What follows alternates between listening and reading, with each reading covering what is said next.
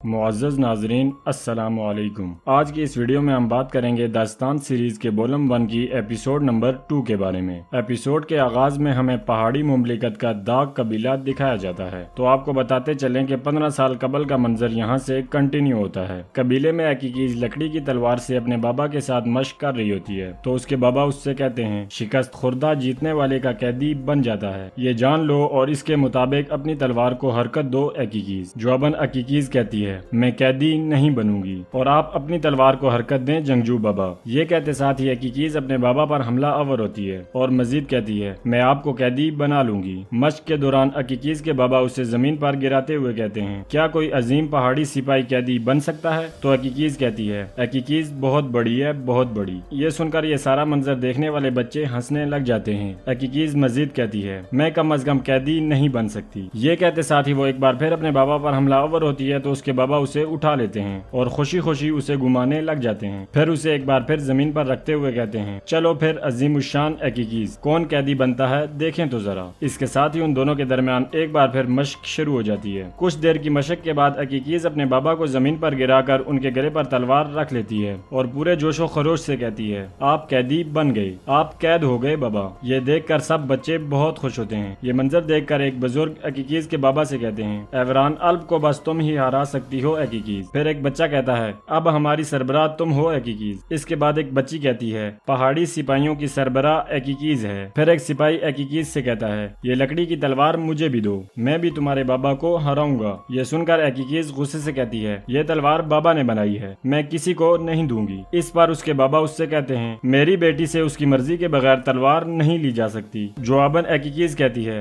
نہیں لی جا سکتی، بالکل نہیں لی جا سکتی۔ پھر اس کے بابا کہتے ہیں میری بیٹی قیدی بھی نہیں بن سکتی، تو ایکیکیز کہتی ہے نہیں بن سکتی، نہیں بن سکتی۔ اس کے ساتھ ہی قبیلے کا باجا بجنا شروع ہو جاتا ہے اور مرکزی دروازے پر کھڑا سپاہی بلند آواز سے کہتا ہے گوک آ رہے ہیں، گوک آ رہے ہیں۔ یہ سن کر ایوران الب سپاہیوں سے کہتا ہے بچوں اور عورتوں کو چھپاؤ۔ یہ سنتے ہی سب لوگ خیموں کی جانب دوڑ پڑتے ہیں، مگر ایکیکیز زمین پر سے ایک اور تلوار اٹھا کر کھڑی ہو جاتی ہے۔ یہ دیکھ کر اس کے بابا اس کے پاس آ کر کہتے ہیں ایکیکیز جاؤ یہاں سے جاؤ۔ یہ سن کر ایکیکیز بھی بچوں کے ساتھ آگے بڑھ جاتی ہے۔ دیکھتے ہی دیکھتے الپاکو خان باتوگا اور اپنے ساتھیوں کے ساتھ قبیلے میں داخل ہوتا ہے، جبکہ ایکیکیز چھپ کر انہیں دیکھ رہی ہوتی ہے۔ گھوڑے سے اترنے کے بعد الپاکو خان تلسم خاتون کی لاش کو اٹھا کر آگے بڑھتا ہے۔ یہ دیکھ کر باتوگا غمگین ہو جاتا ہے۔ کچھ دیر آگے بڑھنے کے بعد الپاکو خان بلند آواز سے کہتا ہے میں تمہارے پاس تمہاری بیٹی لایا ہوں توئیگار خان۔ یہ سنتے ہی پہاڑی مملکت کا خان توئیگار خان خیمے سے باہر آتا ہے اور جیسے ہی اس کی نظر اپنی بیٹی تلسم خاتون پر پڑتی ہے تو وہ ان کی جانب دوڑ پڑتا ہے۔ چولپان خاتون بھی اپنی بہن کی لاش کو دیکھ کر بھاگتی ہوئی اس کے پاس آتی ہیں اور وہ دونوں زاروں کی طرح رونے لگ جاتے ہیں، جبکہ ایکیکیز باتوگا کو غمگین دیکھ کر تلواریں لیے اس کی جانب بڑھتی ہے اور لکڑی کی ایک تلوار باتوگا کی جانب بڑھاتے ہوئے کہتی ہے رو مت، یہ لے لو۔ کچھ دیر دیکھنے کے بعد باتوگا وہ تلوار لے کر اپنے پاس رکھ لیتا ہے اور ایکیکیز وہاں سے چلی جاتی ہے۔ کافی دیر رونے کے بعد چولبان خاتون شدید غصے میں الپاکو خان کی جانب دیکھتی ہیں، جبکہ توئیگار خان غصے سے کہتا ہے چاہے میری بیٹی کی جان لینے والا خان اعظم ہو، میں اسے اس قبیلے سے زندہ نہیں جانے دوں گا۔ یہ کہتے ساتھ ہی توئیگار خان کھڑے ہو کر اپنی تلوار بے نیام کر لیتا ہے۔ دیکھتے ہی دیکھتے دونوں اطراف کے سپاہی بھی اپنی تلواریں نکال لیتے ہیں، مگر الپاکو خان ہاتھ کے اشارے سے اپنے سپاہیوں کو روک دیتا ہے اور پھر توئیگار خان سے کہتا ہے اپنی بیٹی کو جاسوس بنانے کے لیے شادی کروانے والے خان، میں یہ قبیلہ تمہارے سر پر اٹھا کر دے ماروں گا۔ جواباً توئیگار خان کہتا ہے تو پھر مار کے دکھاؤ۔ یہ کہتے ساتھ ہی توئیگار خان الپاکو خان پر حملہ آور ہوتا ہے اور وہ دونوں ایک دوسرے پر تابڑ توڑ حملے کرتے ہیں۔ کچھ دیر کی لڑائی کے بعد الپاکو خان توئیگار خان کو بری طرح سے زخمی کر دیتا ہے اور پھر اپنی تلوار توئیگار خان کے پیٹ میں گھوم دیتا ہے۔ یہ دیکھ کر باتوگا غمگین ہوتے ہوئے اپنی آنکھیں بند کر لیتا ہے اور چولپان خاتون کی آنکھیں بھی کھلی کی کھلی رہ جاتی ہیں۔ جب الپاکو خان توئیگار خان کے پیٹ سے اپنی تلوار پیچھے کھینچتا ہے تو وہ زمین پر گر کر مر جاتا ہے۔ یہ دیکھ کر چولپان خاتون گہرے غم میں مبتلا ہو جاتی ہیں اور پھر اٹھ کر آگے بڑھتے ہوئے شدید غصے میں الپاکو خان کی جانب دیکھتی ہیں۔ چولپان خاتون جیسے ہی تلوار نکال کر الپاکو خان کی جانب حملے کے لیے بڑھتی ہیں تو بالامیر دور سے رسی پھینک کر ان کی تلوار زمین پر گرا دیتا ہے اور پھر اگلے ہی لمحے انہیں رسی میں جکڑ دیتا ہے۔ پھر بالامیر چولپان خاتون سے کہتا ہے قبیلے کو بغیر سربراہ کے مت رہنے دو چولپان خاتون۔ اس کے ساتھ ہی الپاکو خان کے سپاہی او رہا کے نعرے بلند کرتے ہیں۔ سپاہیوں کو خاموش کروانے کے بعد الپاکو خان قبیلے کے لوگوں سے کہتا ہے پہاڑ کے سپاہیوں، بچوں اور عورتوں،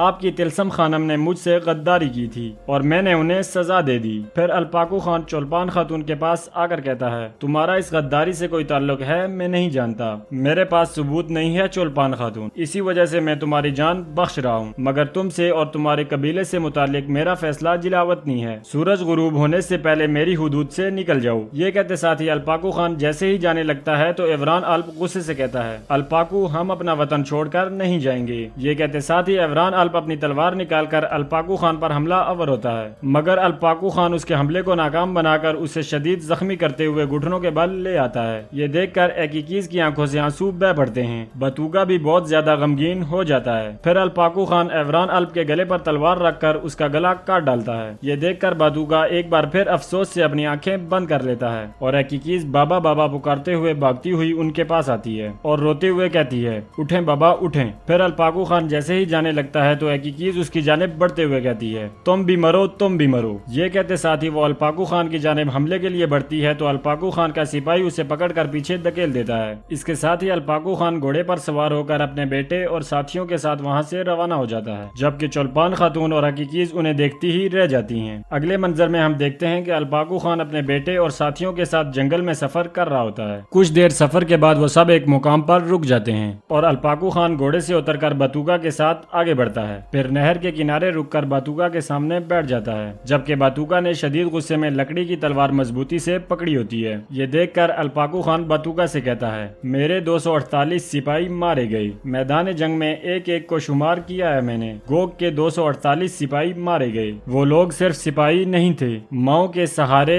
بیویوں کے شوہر اور بچوں کے باپ تھے۔ اب میدان جنگ میں مردانہ وار لڑنے والوں پر ان کے بچے رو رہے ہیں۔ گوگ کے بچوں کا اپنے والد کے لیے رونا درست ہے، مگر گوگ خاندان کے کسی بھی فرد کا اپنی غدار والدہ کے لیے رونا مناسب نہیں ہے، اس وجہ سے خان اعظم ہونے کی حیثیت سے تمہیں رونے سے منع کرتا ہوں۔ یہ کہتے ساتھ ہی الپاکو خان باتوگا سے پیار کرتا ہے اور مزید کہتا ہے مگر باپ ہونے کی حیثیت سے جانتا ہوں کہ تم دکھی ہو، تم بھی مجھے سمجھو بیٹا، میں بھی دکھی ہوں۔ یہ سن کر باتوگا غصے سے کہتا ہے دکھی ہونے والے جان نہیں لیا کرتے، میں آپ سے مرنے تک بات نہیں کروں گا۔ یہ سن کر الپاکو خان اٹھ کر غصے سے کہتا ہے میں تمہیں یہاں اپنے خان کو سمجھنے کے لیے لایا ہوں، اس کا دشمن بننے کے لیے نہیں۔ ادھر داغ قبیلے میں تلسم خاتون، تویگار خان اور عیوران الپ کی لاشیں پڑی ہوتی ہیں، جبکہ قبیلے کا ہر شخص غم میں مبتلا ہوتا ہے۔ ایک آواز گنگناتی ہے میری خانم کو الپاگو نے مار ڈالا، خاتون کو الپاگو نے مار ڈالا، جبکہ چولبان خاتون تلسم خاتون کے پاس بیٹھ کر رو رہی ہوتی ہیں۔ آواز مزید گونجتی ہے قبیلے کو شیطان ہاتھ لگا گیا، پہاڑوں کی بیٹی تلسم نشانہ بن گئی۔ ادھر ایکیکیز اپنے بابا کی لاش کے پاس بہت غمگین بیٹھی ہوتی ہے اور ہاتھ میں مٹی اٹھا کر دعا مانگتے ہوئے کہتی ہے گوگ تینگری میرے والد کو طاقت دے، انہیں جنت میں داخل کر۔ یہ کہتے ساتھ ہی وہ پھونک مار کر مٹی اڑا دیتی ہے اور پھر اپنے بابا سے پیار کرتی ہے۔ آواز مزید گونجتی ہے زمین کے اوپر حصے میں قبیلے میں کوئی شگاف تھا، جبکہ چولپان خاتون تلسم خاتون کے بعد اپنے بابا تویگار خان کی لاش کے پاس آتی ہیں۔ آواز مزید گونجتی ہے کہاں چل دیے تویگار خان، کہاں چل دی تلسم خانم۔ اس کے ساتھ ہی ایک بزرگ ایکیکیز کے پاس آتے ہیں اور اس سے کہتے ہیں ایکیکیز تمہارے بابا کو لے جانا ہوگا، انہیں قالین میں لپیٹا جائے گا۔ ان کے یہ کہتے ساتھ ہی سپاہی لاشوں کو قالین میں لپیٹنے لگ جاتے ہیں اور ایکیکیز کناتا سے کہتی ہے ہمارے سربراہ اور خانم کیا حقیقت میں غدار تھے کناتا؟ جواباً کناتا کہتے ہیں پتہ نہیں بیٹی، الپاکو خان یہی کہہ رہا تھا۔ پھر ایکیکیز چولپان خاتون کی جانب دیکھ کر پوچھتی ہے اچھا اور چولپان خاتون کیا وہ غدار ہیں؟ تو کناتا کہتے ہیں پتہ نہیں بیٹی۔ پھر ایکیکیز ان سے پوچھتی ہے اور میرے والد کیا وہ غدار تھے؟ اس پر کناتا کہتے ہیں وہ غدار نہیں تھے۔ یہ کہتے ساتھ ہی وہ ایکیکیز کے پاس بیٹھ جاتے ہیں اور مزید کہتے ہیں تمہارے بابا جوان مرد سپاہی تھے، وہ زبردست لوگوں میں سے بہترین پنجوں والے تھے۔ یہ سن کر ایکیکیز پوچھتی ہے تو پھر کیوں مر گئے؟ اگر میرے بابا بے گناہ تھے تو پھر کیوں مارے گئے؟